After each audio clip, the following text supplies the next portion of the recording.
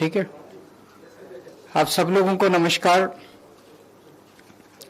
आज सुबह से पंजाब सरकार में आम आदमी पार्टी के मंत्री संजीव अरोड़ा जी के घर पे ईडी की रेड चल रही है। ईडी का काम है कि देश के अंदर अगर कहीं मनी लॉन्ड्रिंग हो रही है तो उसको रोकना, उसकी जांच करना। अगर इस मकसद से ईडी अपनी कार्रवाई करे तो हमें कोई परेशानी नहीं है। लेकिन जो हमने देखा कि जब से मोदी राज आया है इस देश के अंदर, सीबीआई भ्रष्टाचार के रोकने के लिए काम नहीं करती और ईडी मनी लॉन्ड्रिंग रोकने के लिए काम नहीं करती। वो सिर्फ और सिर्फ दूसरी पार्टियों को तोड़ने, उनके नेताओं को डराने, धमकाने और उन्हें बीजेपी में शामिल कराने का काम करती हैं।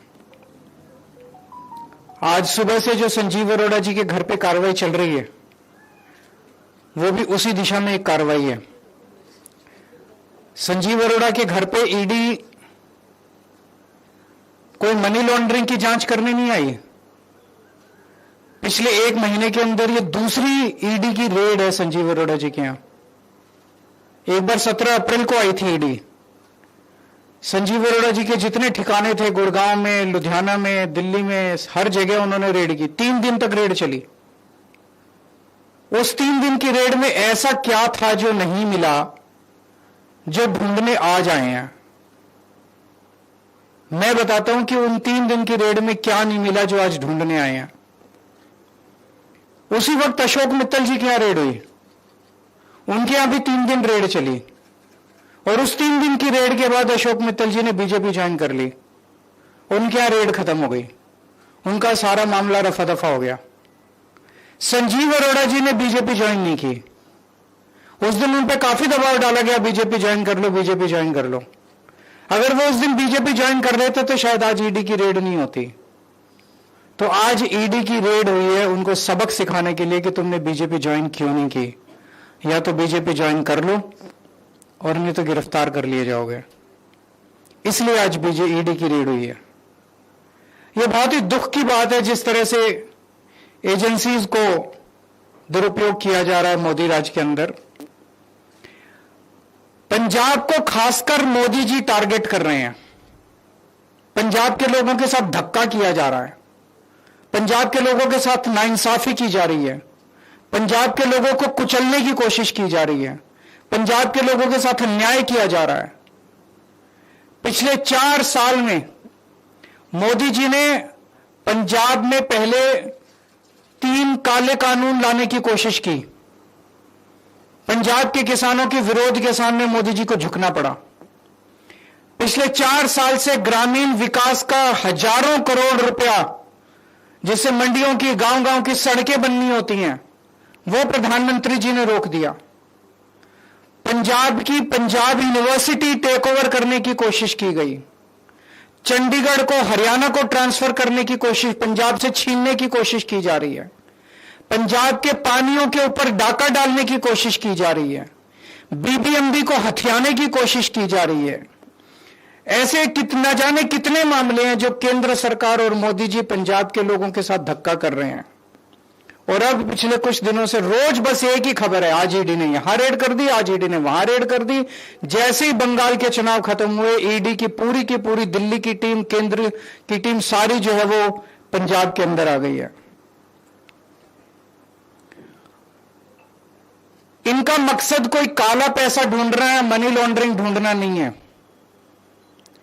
आज से 10 साल पहले प्रधानमंत्री जी ने खुद अपने भाषण में शुवेंदु अधिकारी के खिलाफ भ्रष्टाचार के आरोप लगाए थे, संगीन आरोप लगाए थे।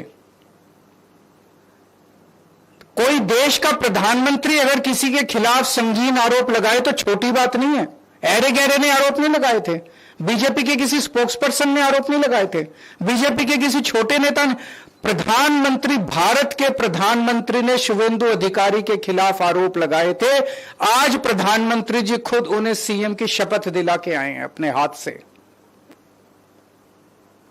अमित शाह जी ने हेमंत बिश्व शर्मा के खिलाफ भ्रष्टाचार के संगीन आरोप लगाए थे। उसको इन्होंने असम का मुख्यमंत्री बना दिया। अजीत पवार के खिलाफ प्रधानमंत्री जी ने खुद भ्रष्टाचार के आरोप लगाए थे, उसके 6 दिन के अंदर उसको महाराष्ट्र का उप मुख्यमंत्री बना दिया। शुभेंदु अधिकारी के खिलाफ ईडी नहीं जाएगी, ईडी संजीव अरोड़ा के खिलाफ जाएगी।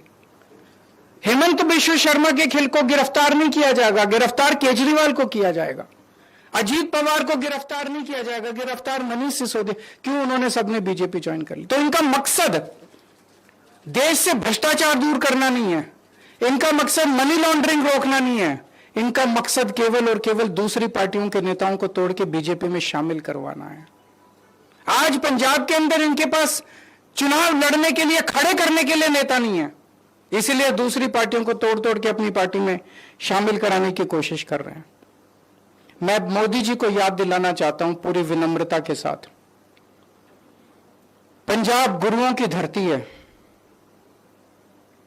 आज मोदी जी जो पंजाब के साथ अत्याचार कर रहे हैं, वो हमें उस वक्त की कई सौ साल पहले की याद दिलाता है जब औरंगजेब ने भारत के अंदर जगह जगह अत्याचार कर करके भारत के कई हिस्सों पे कब्जा कर लिया था। आज मोदी जी ने बेईमानी कर करके भारत के कई हिस्सों पे कब्जा कर लिया है। उसके बाद औरंगजेब की नजर पंजाब के ऊपर पड़ी। पूरे देश के बेईमानी पे कब्जा करने के बाद अब मोदी जी की नजर भी पंजाब के ऊपर पड़ी है। औरंगजेब ने पंजाब के लोगों के साथ खूब अत्याचार किया, मोदी जी भी पंजाब के लोगों के साथ खूब अत्याचार कर रहे हैं।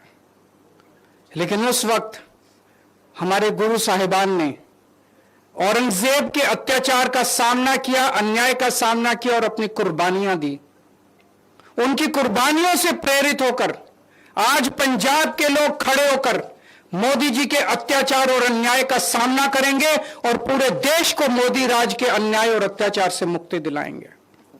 मैं मोदी जी को कहना चाहता हूं, 4 साल पहले भी आप पंजाब के साथ खिलवाड़ कर चुके हैं, जब आपने 3 काले कानून लाने की कोशिश की थी और पंजाब के किसानों के सामने आपको घुटने टेकने पड़े थे।